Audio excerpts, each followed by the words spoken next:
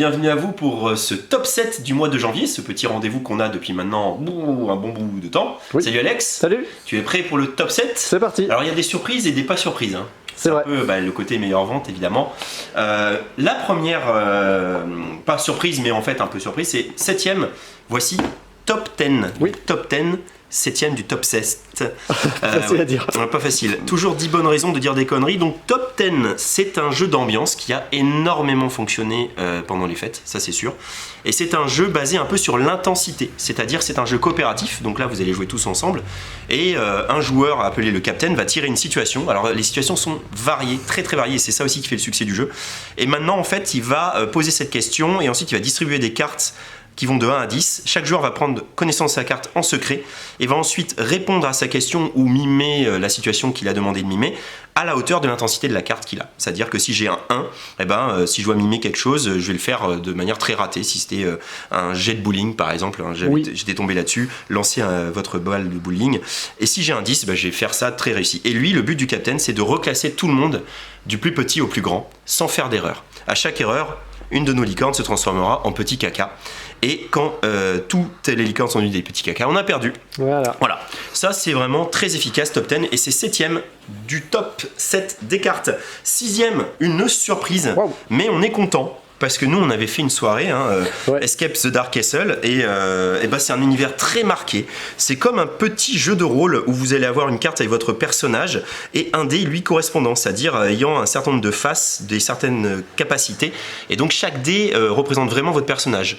Il y en a qui ont plus de faces force, il y en a qui ont plus de faces ruse, etc. Donc c'est ce petit côté jeu de rôle très bien rendu, rien que par les dés. Puis ensuite il y a un paquet de cartes et puis on va lire chacun notre tour, on va être maître du jeu et on va narrer la situation que l'on rencontre. Alors il va y avoir des fois des petits choix, il va y avoir des bêtes à affronter, chacune étant très originale. Tu te souviens Alex? Oui. C'était pas du tout répétitif, il y avait toujours un petit twist qui faisait que tiens mince il se passe ça, on va collecter des petits objets, on va perdre des points de vie et lorsque l'un de nous est tombé à 0, c'était moi en l'occurrence, tout le monde a perdu ou alors vous allez jusqu'au gros boss final qu'on n'avait pas réussi à voir. Grosse rejouabilité parce qu'il y a beaucoup de cartes et on n'utilise qu'une quinzaine. Donc voilà, ça c'est une chouette surprise. Escape the Dark Castle et 6ème du top 7. Maintenant, on va être moins dans la surprise, mais on va pouvoir évoquer l'As d'or. Oui. L'As d'or, puisque The Crew est sélectionné dans la catégorie expert et qu'il est donc 5ème du top 7. C'est une vente très régulière, The Crew. C'est une belote coopérative. Donc ça va vous forcer à trouver des tas de situations de jeu afin de faire les missions qui ont été confiées à un ou plusieurs joueurs. Ces missions étant toujours sous la forme de petites cartes indiquant le numéro que vous allez devoir récupérer. Si j'ai le 7 jaune devant moi, il va falloir que je récupère le 7 jaune. Après, il y aura un ordre dans lequel récupérer. Ça va être de plus en plus dur. Il est évident que les premières missions de The Crew sont pas du tout experts, mais que certainement qu'on arrive aux missions 40 jusqu'à 50, que je n'ai pas fait personnellement, mais je me doute qu'il doit y avoir de plus en plus de côté expertise du jeu, d'où certainement sa nomination dans l'As d'or expert. The Crew donc est 5ème. 4ème, un jeu en rupture, donc on vous montre la boîte de démo qui nous est restée. Il reviendra le 15 mars, voilà, donc au moins vous pouvez noter ça sur votre petit agenda. Le 15 mars, retour de Codex Naturalis, un jeu qui a beaucoup séduit et qui a continué de séduire tout le mois de janvier. Très beau, un peu casse-tête, un puzzle game comme on dit, pas une forte interaction. La boîte est à l'envers.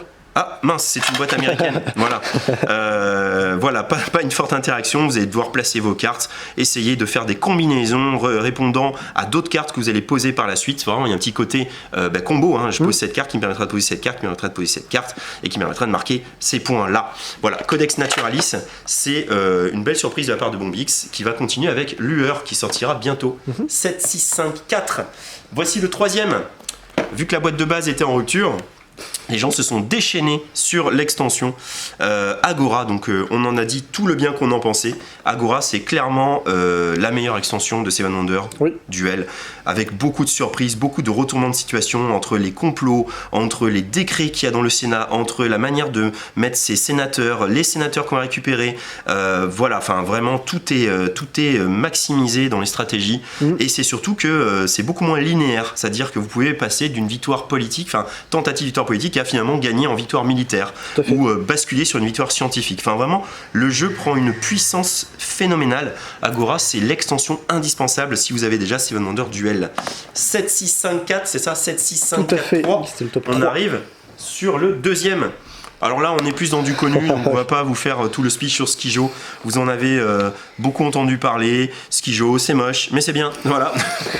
Deuxième C'est rapide. et premier. Évidemment. Conem. Comme d'habitude. Conem, voilà, premier, bah là c'est pareil, hein, Conem, c'est vraiment. Enfin, si l'étonnement de Conem, c'est ça, quoi. C'est qu'il y a encore des gens qui le découvrent Oui. et qui viennent au magasin. Et voilà, et ça c'est chouette hein, d'ailleurs, hein, que ce jeu gagne de plus en plus de popularité. Oui. Et c'est en fait exponentiel, comme certains de nos jeux. Plus on en vend et plus on en vend. Donc voilà, Conem est premier de ce top 7 qui est fini. Oui. Voilà, et ben on se retrouve le mois prochain pour le top 7. D'ici là, des vidéos du vendredi, peut-être d'autres petites pastilles comme 5 jeux comme qui vous ont bien plu sur la pastille sur les échecs. On a de très bons retours, on vous en remercie. Vous êtes de plus en plus nombreux à nous suivre et ça fait vraiment super plaisir. 2750 abonnés au moment où nous tournons cette vidéo. Wow. Nous sommes en train d'apercevoir les 3000 abonnés. C'est vrai, hein? C'est vrai. Vraiment, c'est un peu dingue d'ailleurs. Hein. Enfin, on est content vraiment de vos retours et voilà, et que ça vous plaise et que ça vous semble intéressant. Et ça, c'est le but de cette vidéo. C'est pas forcément pour rentrer dans cette boutique parce qu'on sait maintenant qu'on est regardé partout ailleurs en France et donc si ça peut bénéficier à d'autres magasins qui ont peut-être moins le temps de communiquer sur leur sortie, et ben tant mieux, on est là pour ça aussi. Voilà, le top est fini, je vous dis à bientôt, Alex vous dit à bientôt. Chez Jeux des Cartes Bordeaux.